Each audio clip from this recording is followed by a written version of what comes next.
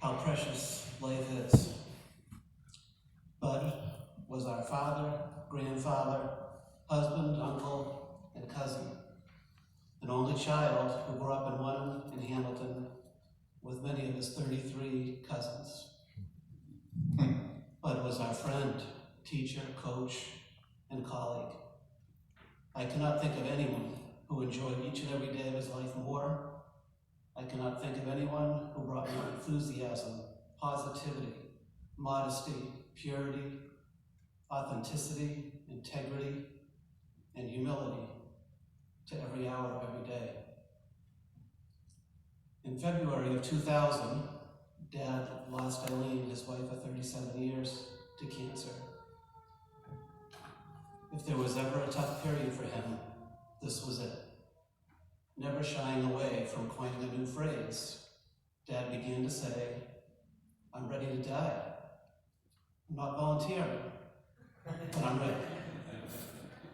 Over the past couple decades, I heard this expression numerous times.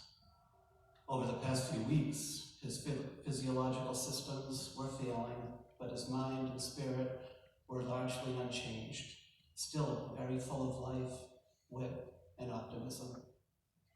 This past Sunday morning, Bud uttered, "I don't want to die." We could see him wanting to get better, wanting to get stronger, but his body just would not let him. A few hours later, he took his last breath. How precious life is. He had so many stories and events to share about his parents, students, friends, colleagues, the community. He was never the focus of the story. Well, today, since he cannot change the subject on us, he will be the focus. Here are some snapshots.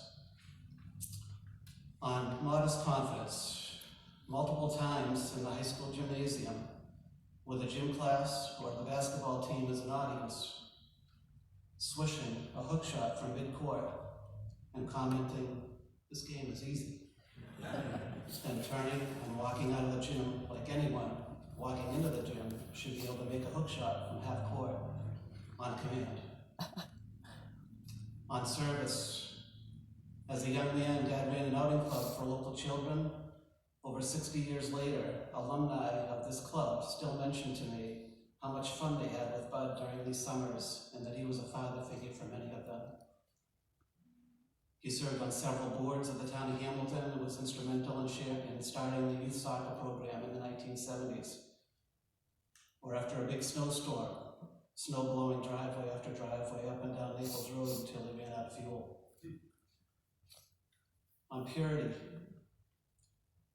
if any of us need confirmation that he could only see the good in people. One evening, one of his 3 boys was downtown and attacked, unprovoked, by another high school student. A few years later, Dad hired the attacker to mow his lawn. On playfulness, a greeting for you if you called him on the telephone. "You're looking good." A greeting for any young child. "Come into my arms, you bundle of charms." If you greeted him with, "Nice to see you," the typical response, "It's nice to be seen." If Dad asked you, "What are you doing?"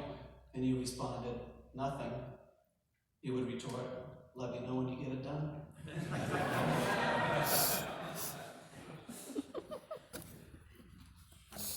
If you asked him how he was doing, "I'm not wonderful, I'm dutiful." He came up with nicknames for everybody. Kim became Skin. Amy became Aim High. I used to wonder if he called so many Tootie Boots because he had difficulty remembering names. The answer to that is a definitive no. He remembered everyone's name. On self-deprecation, due to medications for his asthma, there were times in his life where his body was retaining lots of fluids and keeping weight on. But he would joke, "When I step on the scale, it says 1 at a time, please." Or, "If I get any bigger, I'll have my own zip code." On parenting, teaching, coaching, in the math classroom, he did not assign homework, he assigned home fun. After a loss in the athletic fields, losses build character. There was always a positive, always something to be learned. We had to find the lesson in the loss. Regardless of your location, if you had a question for him, step into my office. He had a way of making everyone around him feel like they were the most important person in the room. Ultimately, Dad felt blessed. Blessed to have had the parents he had, blessed to have had Eileen and Juanita as his better halves, both of whom he loved so completely. He would often comment, how many people in this world are so blessed to have found two loves of their life? Thank you, Juanita, for taking such good care of him these past many years. He felt blessed to know his 6 grandchildren, whom he loved so dearly. Blessed to have his daughters-in-law, Holly and Brenda.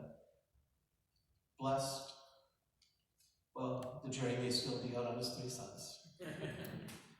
But so blessed to grow up with his cousins, visits with family, blessed to be part of the Hamilton Winter community for all of his 92 years. Blessed to have the opportunity to teach and coach an incredible array of students. Blessed to work alongside so many talented and caring people for so many years. And how blessed are we to have known Bud? How many of us will be able to say that we lived our life like a hook shot from half court? Amen. Lawn, arching, touched with humor and playfulness, tinged with a humble confidence, and ending with a swish. Perfection. And then leaving, like everyone should be able to do this with ease. How precious Dad's life was. To remember and celebrate such a character who possessed so much character. Thank you all so much for being here with us today.